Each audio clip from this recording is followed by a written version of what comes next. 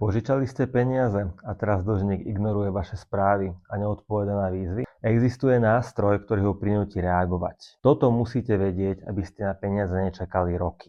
Ako prvý krok odporúčame predžalobnú výzvu.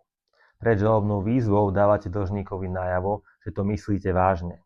Mnohí dlžníci zaplatia práve v tejto fáze. Nechcú totiž súdny spor. Výhodným riešením je upomínacie konanie. Je to zjednodušený spôsob vymáhania peňažných pohľadávok.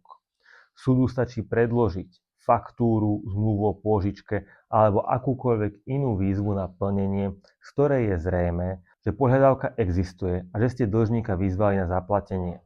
Oproti bežnému súdnemu konaniu platíte iba polovičný súdny poplatok. Konanie prebieha výlučne elektronicky. Súd rozhoduje bez pojednávania. Dlžník dostane platobný rozkaz, ktorý mu súd uloží povinnosť zaplatiť istinu, úroky z omeškania a aj trovy konania. Ak dlžník v lehote 15 dní nepodá voči platobnému rozkazu odpor, rozhodnutie je právoplatné a môžete ísť rovno na exekúciu. Pamätajte si, neodkladajte začiatok vymáhania pohľadávok. Čím dlhšie čakáte, tým ťažšie sa peniaze vymáhajú. Napíšte nám, radi vám v tomto procese pomôžeme.